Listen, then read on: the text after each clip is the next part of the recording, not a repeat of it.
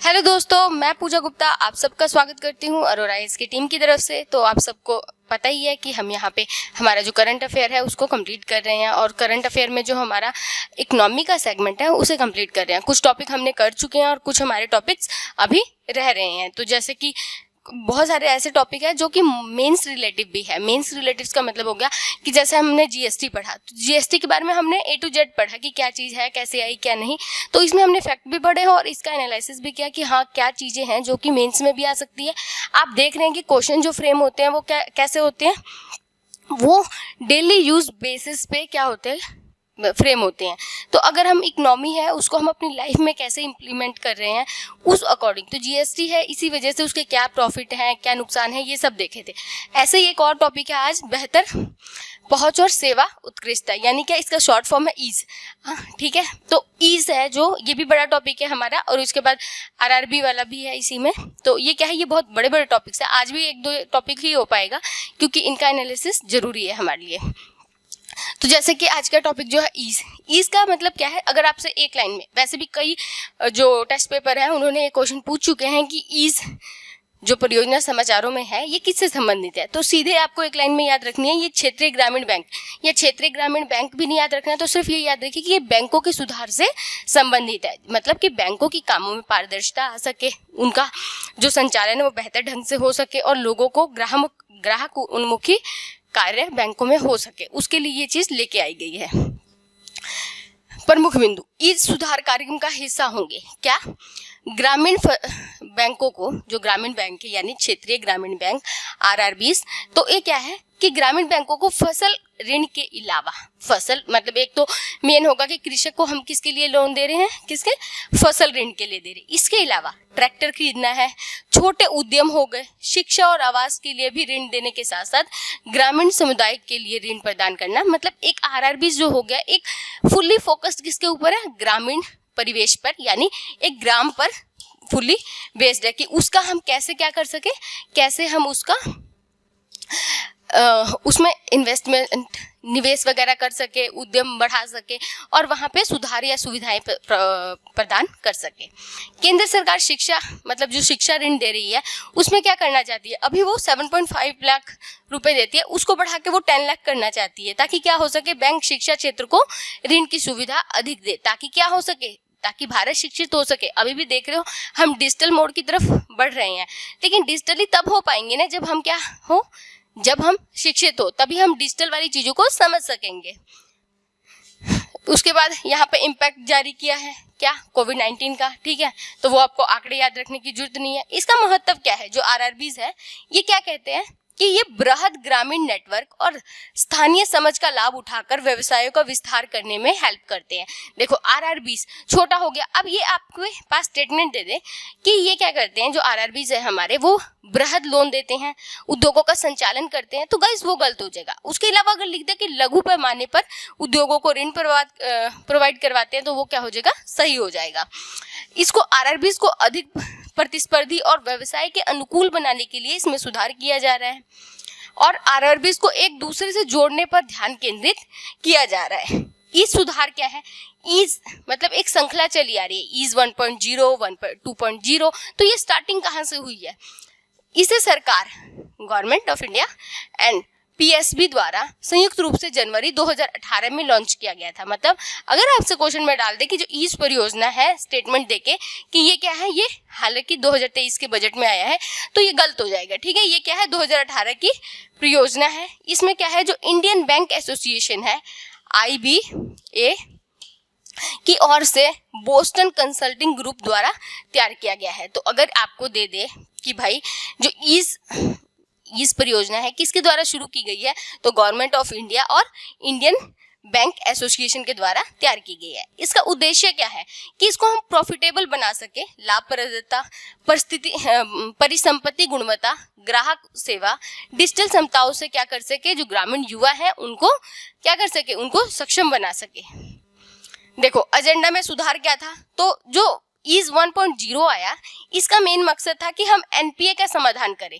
जो एनपीए होता है वो क्या है, गैर निष्पादित परिसंपत्तियां, यानी 90 दिन तक आपने कोई मतलब उधार दिया है, बैंक ने किसी व्यक्ति को उधार दिया है, वो 90 दिन तक ना तो ब्याज चुकाता है और ना ही मूलधन राशि चुकाए, तो उसको हम क्या कहेंगे, एनपीए की राशि कहेंगे। उसके अलावा इस 2.0, तो इसने क्या किया, इसने तो सुधार जो प्रक्रिया थी उसको आगे बढ़ाया, और आगे बढ़ाते हुए इसने परिणामों को प्रभावित करने के लिए 6 विषय चुने। इसने कहा कि हम भाई ये देखेंगे कि उसका आउटकम क्या आ रहा है, इस बेस पे काम करेंगे। फर्स्ट जो था जिम्मेदार बैंकिंग, ग्राहक प्रतिक्रिया, क्रेडिट ऑन टेक, उद्यमी मित्र के रूप में, एमएसएमई के क्रेडिट प्रबंधन के लिए सिडबी पोर्टल, वित्तीय समावेशन और डिजिटलीकरण, शासन और मानव संसाधन। इस 3.0 क्या है, ठीक है, वो क्या है, 6 विषय थे जिसपे क्या किया, 2.0 ने फोकस किया। इसी तरीके से 3.0 आया, जिसका क्या काम था, सभी ग्राहकों के लिए बैंकिंग को आसान बनाना। डायल लोन एंड पीएसआई, मतलब ये एक क्या दिया है, एक आपको वेबसाइट दी है जो कहा है कि अगर आप इस पे आप लॉगिन करते हैं जाके, तो क्या हो जाएगा, आपको 59 मिनट्स में लोन आपको प्रोवाइड कर दिया जाएगा, मतलब ईज ऑफ लोन कर रहे हैं वो। फिनटेक, ई कॉमर्स कंपनियों को साझेदारी, क्रेडिट एट क्लिक पर, तकनीक सक्षम कृषि, ईज बैंकिंग अपडेट, मतलब ये क्या कर रहे हैं, ये डिजिटल फॉर्म में लेके आ रहे हैं किसको, बैंकिंग को। इस 40 आई जो ग्राहक केंद्रित डिजिटल परिवर्तन के लिए थी, ये भी सेम काम कर रही है, थोड़ा सा आगे।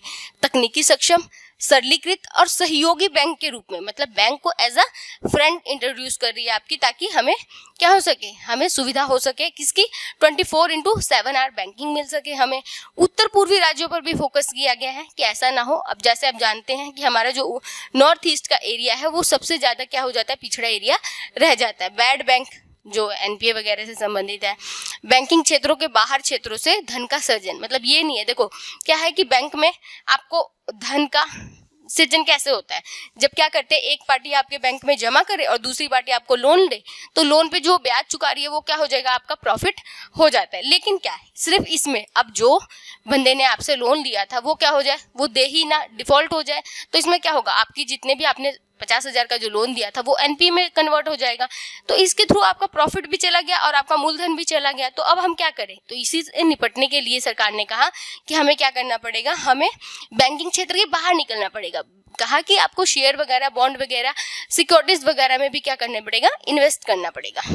फिनटेक जो क्षेत्र आ रही है, मतलब फाइनेंस से रिलेटेड टेक्नोलॉजी जो आ रही है, फाइनेंस टेक्नोलॉजी प्लस टेक्नोलॉजी जो आ रही है, टेक्नोलॉजी जो आ रही है उसका लाभ उठाकर इस 5.0 भी आ गई है। ये क्या है, ये करती है प्रतिस्पर्धी माहौल। देखो पहले में क्या था कि आप भाई एनपीएस से लड़ने के लिए आए, सेकंड आप उसको मतलब ग्राहक उन्मुखी बनाने के लिए आए, थर्ड में डिजिटल के लिए लाए, फोर्थ में और आप क्या कर रहे हैं कि आप उसको दोस्त के रूप में और जो पिछड़े क्षेत्र है उस पर आप फोकस कर रहे हो। इसके अलावा 5.0 में क्या कर रहे हैं, कह रहा है कि आप प्रतिस्पर्धी बनिए। आप ये मत सोचिए कि लाभ नहीं कमाना है, चाहे कुछ कॉम्पिटिटिव उसमें रहिए, कि अगर कहते हैं ना कि कंपटीशन हेल्थी वे में अच्छा होता है, कि अगर हम जब तक कंपटीशन नहीं करेंगे हम क्या नहीं हो सकते, हम आगे नहीं बढ़ पाते हैं। तो वैसे ही प्रतिस्पर्धी गतिशीलता देने के लिए और तकनीकी वातावरण को बदलने के लिए क्या किया गया है, ईज 5.0 को लेके आया गया है।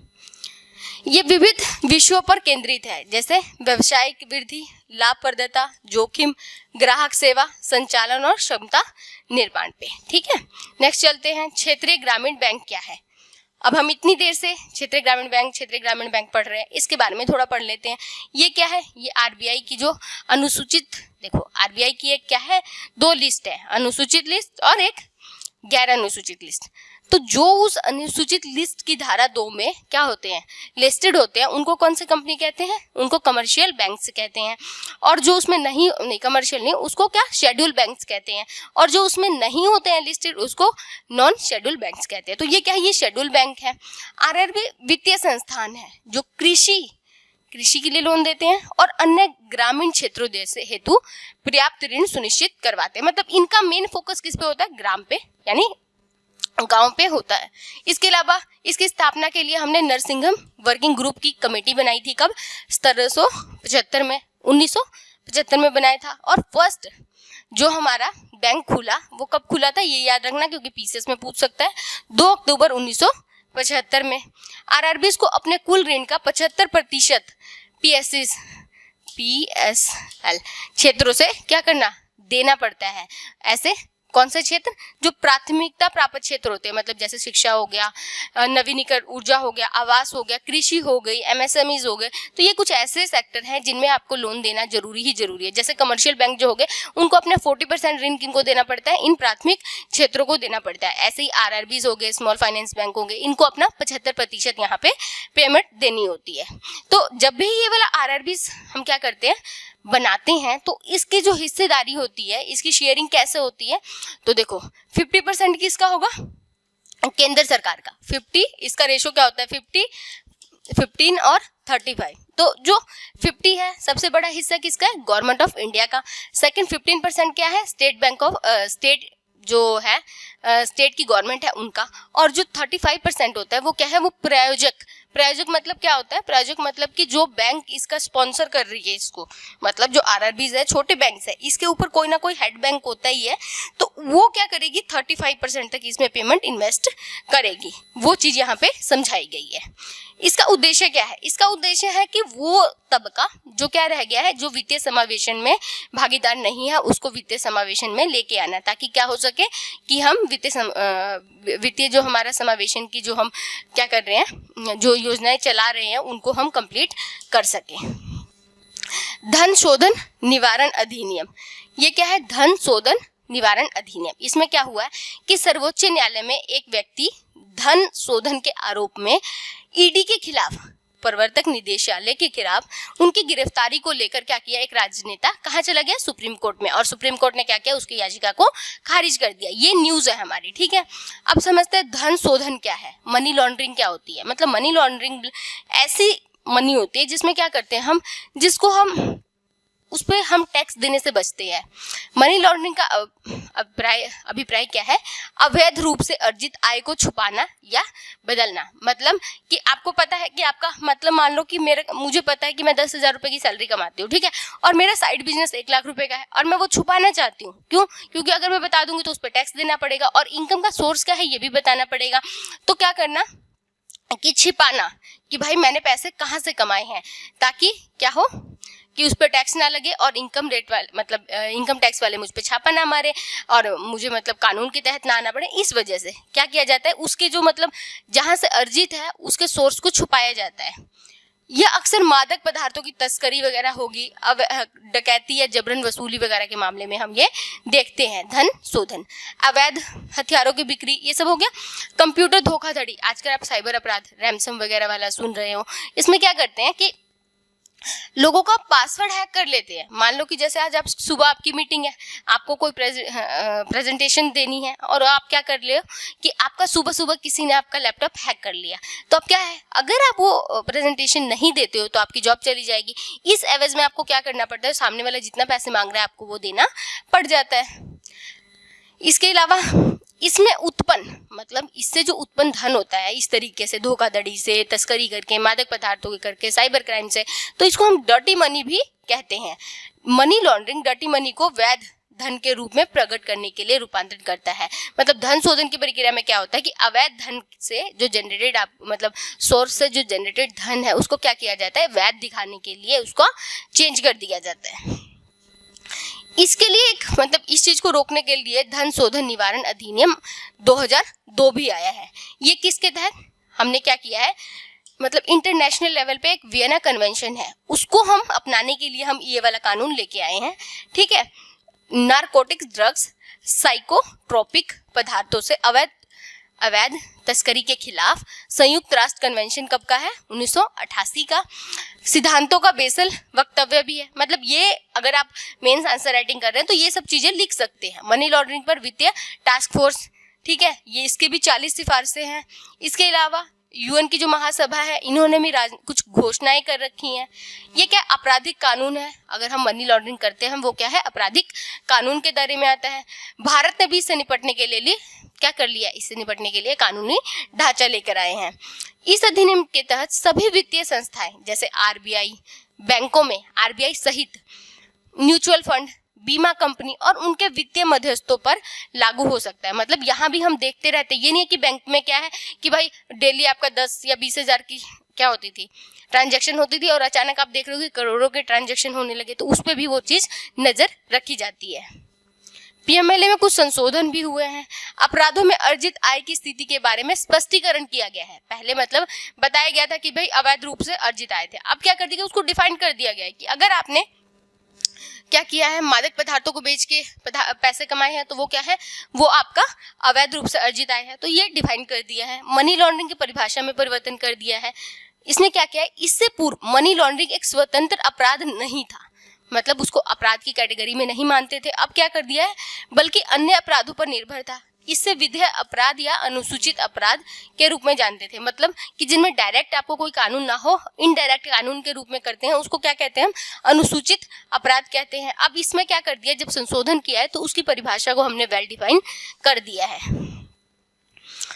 आय को छुपाना, स्वामित्व उसका अधिग्रहण, बेदाग संपत्ति के रूप में उपयोग करने और पेश करना, बेदाग संपत्ति के रूप में दावा करना, ये सब किस में आएगा, पीएमएलए में आ जाएगा। अपराध की निरंतर प्रकृति, इसमें आगे उल्लेख किया गया है कि उस व्यक्ति को मनी लॉन्ड्रिंग के अपराध में उस स्तर तक शामिल माना जाएगा जहां तक उस व्यक्ति को मनी लॉन्ड्रिंग से संबंधित गतिविधियों का फल मिल रहा है, मतलब जितना उसको प्रॉफिट मिल रहा है उस हिसाब से उसको क्या किया जाएगा, उस हिसाब से उसको इसमें शामिल माना जाएगा। अब हमने ईडी के बारे में किया था, तो फुल नेम क्या है, प्रवर्तन निदेशालय। ये क्या करता है, ये एक अनुशासनात्मक संगठन है, मतलब कि इसका अनुशासन कई संगठनों द्वारा किया जाता है, जो आर्थिक अपराधों की जांच और विदेशी मुद्रा कानूनों के उल्लंघन के लिए अनिवार्य है, उनकी जांच करता है। इसका मतलब जो स्थापना थी 1956 में हुई है, तो आप 1 मई 1956 याद रखना चाहे तो कर सकते हैं, नहीं तो मई 1956 याद रख लो। एक अधिनियम आया, पीएमएलए अधिनियम 1947, नहीं फेरा, विदेशी मुद्रा विनियमन, यहाँ पे क्या है, विनियमन रेगुलेशन होता था। अधिनियम 1947 के तहत विनियमन नियंत्रण कानून को करने के लिए लेके आया गया था। आर्थिक उदारीकरण की जब प्रक्रिया शुरू हुई उसके बाद क्या किया गया, फेरा 1973 के एक नियामक कानून था जिसको निरस्त कर दिया गया और एक नया कानून लेकर आया गया। इसके कार्य क्या है, मनी लॉन्ड्रिंग निरोधक जो अपराध है उससे निपटना, जिसको हम पीएमएलए कहते हैं। विदेशी मुद्रा प्रबंधन अधिनियम फेमा, उससे निपटना। अब जैसे मतलब उसके अलावा भगौड़े जो आर्थिक अपराध अधिनियम है उससे निपटना, ठीक है। उसके अलावा प्रयोजक एजेंसी भी है ये, ठीक है। फेमा के उल्लंघन के संबंध में विदेशी मुद्रा और संरक्षण गतिविधियों की रोकथाम अधिनियम 1974 के तहत निवारक निरोधों के लिए क्या करता है, ये प्रयोजक मामले में देखना भी इसी का मेन काम है। इसके अलावा जो हमारा नेक्स्ट टॉपिक है वो क्या है कि भारत में 75 न्यू डिजिटल बैंकिंग इकाइयां खुली हैं। तो अब आपको मैं थोड़ा सा बता देती हूँ, इस पे ज़्यादा पढ़ने की जरूरत नहीं है। क्या होगा कि जो ये यूनिट्स हैं ये किस काम आएंगी, जो डिजिटल बैंकिंग यूनिट्स है ये किस काम आएंगी, ये काम आएंगी हमारी जो मूलभूत क्या है, जैसे एटीएम हो गया, तो एटीएम में क्या होगा, कभी भी जाके आप पैसे निकलवा सकते हैं। तो उसी तरीके की कुछ मशीन लगा दिए जाएंगी एटीएम की तरीके से, जिसमें हम क्या कर सकते हैं, अपने पासबुक का प्रिंट करवा सकते हैं, उसमें पैसा जमा करवा सकते हैं, अपना बैलेंस जा सकते हैं, या फिर कुछ खाता वगैरह खुलवाना है तो वो कर सकते हैं। मतलब छोटी मोटी जो बैंकिंग कार्रवाइयाँ होंगी हम वहाँ पे कर सकते हैं। मतलब एक इंफ्रा क्रिएट करना, किस चीज़ के लिए, जो बुनियादी सुविधाएं हैं बैंकों की उनका, जहाँ पे बैंक अभी तक पहुँच नहीं पाए हैं वहाँ पे। और ये कौन स्टार्ट कर सकता है, तो अनुसूचित वाणिज्यिक बैंकों द्वारा ये स्टार्ट किया जा सकता है, जहां पे क्या होगा, डिजिटल बैंकिंग उत्पाद और सेवाएं हमें प्राप्त होंगी। इसका उद्देश्य क्या होना चाहिए, वित्तीय समावेशन होना चाहिए कि कोने कोने तक बैंकिंग के लाभों को हम देश के कोने कोने तक पहुंचाएं। लाभ क्या है, सूचना और प्रौद्योगिकी बुनियादी ढांचा नहीं है, वो बैंकिंग सेवाओं को डिजिटल रूप से एक्सेस कर सकते हैं। डिजिटल बैंकिंग अपनाने के लिए तकनीकी रूप से सक्षम नहीं है। डीबीयू क्या है, अब मैंने बता दिया है कि पैसा भेजना है, निकालना है, खाता खुलवाना है या अपनी पैसे की जांच करनी है, तो उन सब चीज़ों के लिए ये सेवा प्रदान करता है। इसके अलावा जन समर्थन पोर्टल के माध्यम से सरकारी क्रेडिट लिंक्स योजनाएं जो है उसके माध्यम में भी हम जान सकते हैं। डीबीयू और पारंपरिक बैंकों के बीच अंतर क्या है, डीबीयू 24/7 आवर नगद जमा निकासी सहित बैंकिंग सुविधाएं प्रदान करेंगे, लाइक एटीएम, ठीक है। डीबीयू की सेवाएं डिजिटल रूप से दी जाएंगी। जिन लोगों के पास कनेक्टिविटी और कंप्यूटर डिवाइस नहीं है वो डीबीयू के पेपरलेस मोड में बैंकिंग लेन देन कर सकते हैं, मतलब ऑफलाइन मोड पे भी कर सकते हैं। बैंक कर्मचारी सहायता प्राप्त मोड में बैंकिंग लेन देन के लिए उपयोगकर्ताओं की हेल्प कर सकते हैं। इसके अलावा DBU डिजिटल वित्तीय साक्षरता प्रदान करने के लिए डिजिटल बैंकिंग अपनाने के साथ साथ जागरूकता पैदा कर सकते हैं। तो मतलब इसके एम आपको समझ आ ही गया होगा। अंतर क्या है? बैलेंस शीट और कानूनी मान्यता। DBU के पास कानूनी मान्यता नहीं है जो कि बैंकों के पास होती है। नवाचार और प्रतिस्पर्धा का स्तर। DBU जो है डिजिटल चैनलों का नियामक मान्यता प्रदान करने के मौजूदा चैनल बैंकिंग व्यवस्था में सुधार कर सकते हैं, इसके बारे में है। वित्तीय संस्थान की अन्य कुछ पहले हैं जैसे प्रधानमंत्री जन धन योजना, इसके अलावा यूनिफाइड पेमेंट बैंक इंटरफेस, इससे आपको यूपीएससी में 2 बार क्वेश्चन आ चुका है। प्रत्यक्ष लाभ हस्तांतरण, फिनटेक हो गया और इंडिया स्टैक हो गया। तो ये क्या है? ये वित्तीय समावेशन को बढ़ावा देने के लिए कई किए गए क्या है पहले हैं। ठीक है गाइस, तो आज के लिए हम इतना ही रखेंगे। कल क्या करेंगे? नए टॉपिक से स्टार्ट करेंगे। आई होप गाइस क्लास आपको अच्छी लगी होगी। दोबारा कल मिलेंगे। Okay guys, bye.